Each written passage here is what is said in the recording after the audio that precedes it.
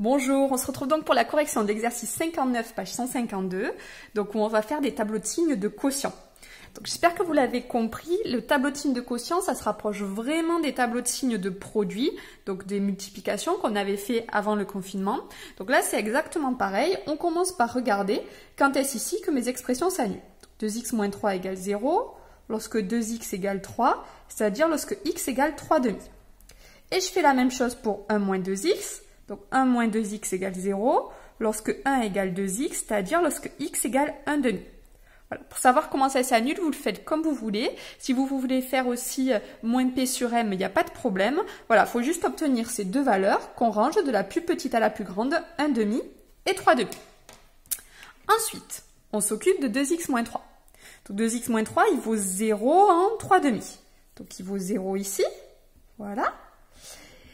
Et donc 2x moins 3, je regarde ici son coefficient directeur, c'est 2. 2 c'est positif, donc ma droite elle va monter, c'est-à-dire qu'au départ elle va être négative, puis je vais passer 0, puis positif.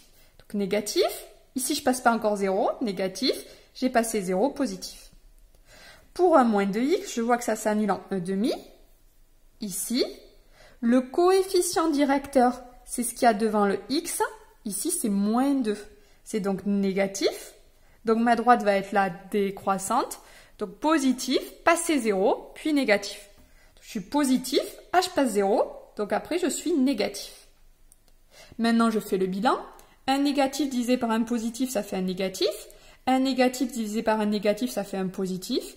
Un positif divisé par un négatif, ça fait un négatif. Je suis vigilant, je n'ai pas le droit de diviser par 0. Donc je n'ai pas le droit que 1 moins 2x soit égal à 0. Or, il est égal à 0 en 1 demi, donc ici, je n'ai pas le droit. Et 0 divisé par quelque chose, ça fait 0. Voilà pour le premier tableau de signes. Si vous avez eu des difficultés sur cet exercice et que là, ça vous semble plus clair, je vous conseille de mettre la vidéo en pause et de travailler les trois autres. Allez, donc nous, on continue. 5x moins 1 égale 0. Lorsque 5x égale 1, c'est-à-dire lorsque x égale 1 sur 5. Et 1 plus x égale 0 lorsque x égale moins 1. Donc là, même si on ne sait pas ce que ça fait 1 cinquième, on voit bien qu'un nombre négatif, c'est toujours plus petit qu'un nombre positif. Pour 5x moins 1, ça vaut 0 en 1 cinquième. Le coefficient directeur, c'est 5, c'est positif. Donc ça va être d'abord négatif, puis positif. Pour 1 plus x, ici, ça s'annule en 0. Le coefficient directeur, c'est 1, c'est positif. Donc c'est négatif, je passe 0. Et ensuite, c'est positif. Je fais le bilan. Je fais attention que je n'ai pas le droit que 1 plus x soit égal à 0. Et 0 divisé par un positif, ça fait 0. Allez, pour celui-ci, 2 moins 3x égale 0, c'est-à-dire que 2 égale 3x, donc x égale 2 tiers. Pour x plus 0,5 égale 0, ça veut dire que x égale moins 0,5. J'obtiens mes deux valeurs, une négative, une positive.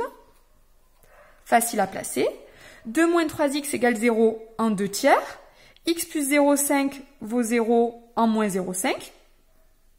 2 moins 3x, le coefficient directeur, c'est moins 3 négatif. Donc c'est d'abord positif puis négatif. Ici, le coefficient directeur, c'est 1. C'est positif. Donc c'est d'abord négatif puis positif. Je fais le bilan. Je fais attention qu'ici, ça ne peut pas être égal à 0. Et 0 divisé par un positif, ça fait 0. Enfin, pour le dernier, donc celui-là, il vous a potentiellement posé souci. X ou 1x égale 0, lorsque x égale 0, tout simplement. Et 7 moins 3x égale 0, lorsque 7 égale 3x, c'est-à-dire lorsque x égale 7 tiers. Donc je place mes deux valeurs, 0 et 7 tiers. Je les associe. Voilà. Ensuite, pour x, x, je l'ai déjà écrit, c'est la même chose que 1x. Donc 1, c'est positif. Donc ça va être d'abord négatif et ensuite positif. Ici, le coefficient directeur, c'est moins 3. C'est négatif. Donc ça va être d'abord positif puis négatif. Je fais mon bilan. Je n'ai pas le droit de diviser par 0. Hop. Et en 0, ça fait 0. Voilà, vous remarquerez, attention, que la double barre, elle n'est pas forcément sur la première valeur, en fait. Elle est là où votre dénominateur s'annule. Donc ici, ma dénominateur s'annule sur ma deuxième valeur. C'est pour ça que la double barre est ici. Voilà, donc c'est des exercices normalement assez répétitifs, mais assez classiques. Ça doit pas vous changer beaucoup de ce qu'on a fait lorsqu'on a fait des produits. Donc j'espère que ça allait. Allez, bon courage, on se retrouve pour la suite.